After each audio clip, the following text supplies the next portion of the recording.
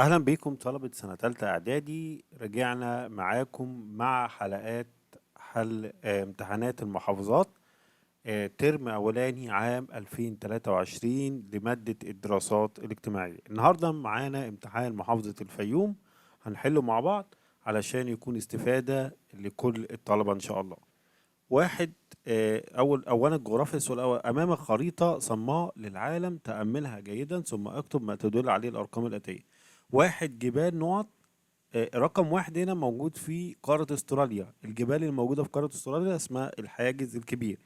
اتنين، اقليم مناخي، نقط، ودي هنلاقيها في شمال امريكا الشمالية، اللي هي في جزيرة اللي هي جرينلاند. تمام. دي هيكون اقليم التندرا. ثلاثة، السلالة نقط، ودي مشاور لي في الجزء الشمالي من أفريقيا، دي السلالة القوقازية. أربعة، المحيط نقط، وده المحيط الهادي. السؤال به بيقول: ما النتائج المترتبة على زيادة السكان في قارة آسيا؟ ألف، قلة الغذاء. اتنين، قلة نصيب الفرد من الدخل القومي. تلاتة، انخفاض مستوى المعيشة. رقم أربعة، وجود هجرات غير شرعية تتجه معظمها إلى دول أوروبا. ما النتائج المترتبة؟ رقم اتنين، اقتراب حافات الجبال والهضاب من الساحل في قارة أفريقيا. هقول ضيق السهول الساحلية في قارة أفريقيا.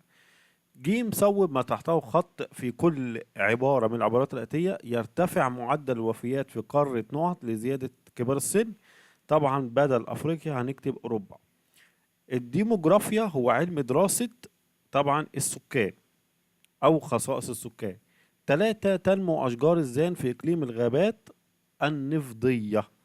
أربعة، تمتد سهول الفيضية في أوروبا من نقط غربا حتى جبال الأورال شرقا، طبعا من المحيط الأطلنطي.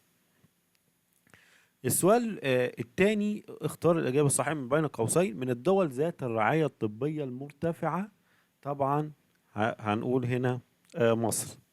اتنين، يتمثل المناخ الاستوائي وشبه الاستوائي في أمريكا الجنوبية في حوض نهر الأمازون. تلاتة، يتركز سكان قارة أستراليا على السواحل نقط حيث المدن الكبرى على السواحل الشرقية.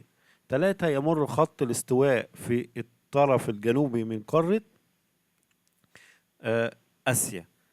بما تفسر تعرف هضبة التبت بسقف العالم؟ هقول لأنها أعلى هضاب العالم وارتفاعها عن قمم الجبال. ب، أو رقم اتنين، تنمو الأشجار الموسمية في شبه جزيرة الهند الصينية جنوب الصين. هقول لأنها تقع ضمن الإقليم الموسمي ذات الأمطار الغزيرة صيفا. تمام. جيم، صنف الظواهر الجغرافية الآتية وفي في أي قارة تقع. يعني لو الظاهرة دي جبل هقول عليها جبل وموجود في أنهي قارة، لو سهل أقول عليه سهل، لو هضاب هقول عليه هضاب.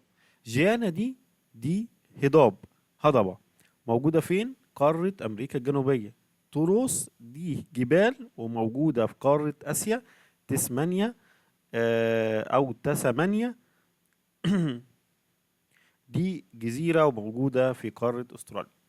بعد كده السؤال اللي عند الجزء الثاني او ثانيا التاريخ. السؤال الاولاني الثالث: اكتب كلمة صواب امام العبارات الصحيحة وكلمة خطأ امام العبارات غير صحيحة. واحد، نظم محمد علي الاقتصاد المصري في الزراعة والصناعة على اساس نظام الالتزام. غلط، هو نظام الاحتكار. اصبحت مصر ولاية عثمانية عقب موقعة جلدران 1514. الاجابة غلط، بعد موقعة الريدانية 1517. ثلاثة، أعطى دستور 1930 للملك مزيد من السلطات وأهدر سلطة الأمة. طبعا الإجابة صح. أربعة، كان من أسباب الثورة العربية اضطهاد محمود سامي البارود للضباط المصريين. طبعا الإجابة غلط، هو اضطهاد عثمان رفقي ناظر الجهادية. ب، دلل تاريخيا على صحة العبارة الآتية: كان لمذبحة يافا أثرا كبيرا في صمود أهالي عكا في مواجهة الحملة الفرنسية.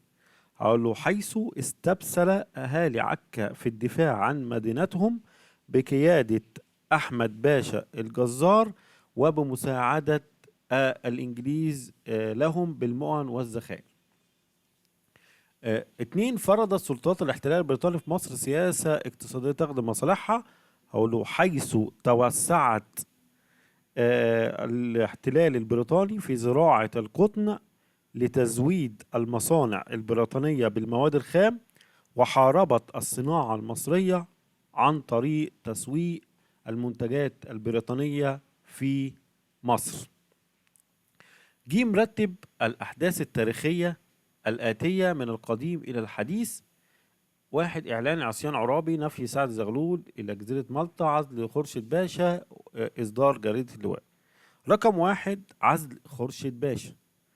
رقم اتنين، إعلان عصيان عرابي. تلاتة، إصدار جريدة اللواء. أربعة، نفي سعد زغلول إلى جزيرة مالطا. السؤال الرابع، اكتب ما تشير إليه كل عبارة من العبارات الآتية.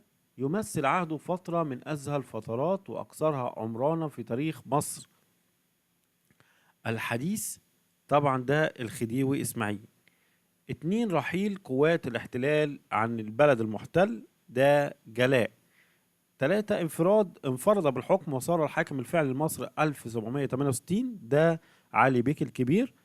أربعة، أنشأ عدة دواوين ومجالس ودواوين، منها الديوان العالي ومجلس المشورة، ده محمد علي. السؤال ب بيقول ما النتائج المترتبة على موقعة أبيكير البحرية بالنسبة لمصر؟ هو طبعا هنا قال بالنسبة لمصر، يعني النتائج الخاصة بمصر بس. واحد، حصار الأسطول الإنجليزي لشواطئ مصر الشمالية وتوقف التجارة الخارجية لمصر. السؤال الثاني بيقول مقتل السير ستاك حاكم السودان أدى إلى تقديم اللورد الأليمبي إنذار للحكومة المصرية يطلب فيها سحب الجيش المصري من السودان. تمام. وترتب على ذلك استقالة وزارة سعد زغلول في اليوم التالي من الإنذار، وتأليف وزارة برئاسة زيور باشا، والتي قبلت المطالب البريطانية. تمام. سؤال جيم، آخر سؤال معانا، ما رأيك فيما قام به السيد محمد قريب حاكم الإسكندرية في مواجهة الحملة الفرنسية عام 1798 في ضوء ما درست؟ طبعا أعطى مثال للقدوة والتضحية بالنفس من أجل الدفاع عن البلاد ضد الاحتلال الأجنبي. وده من الدروس المهمة اللي بتعلمنا إزاي نضحي من أجل وطننا مصر. شكرا لكم يا جماعة، وبالتوفيق للجميع، ويا ريت يكون حل الأسئلة مفيد للكل. ولو عجبك الفيديو ما تنساش الاشتراك في القناة وتفعيل زر الجرس علشان يوصل لك كل جديد. شكرا لكم، والتوفيق للجميع إن شاء الله.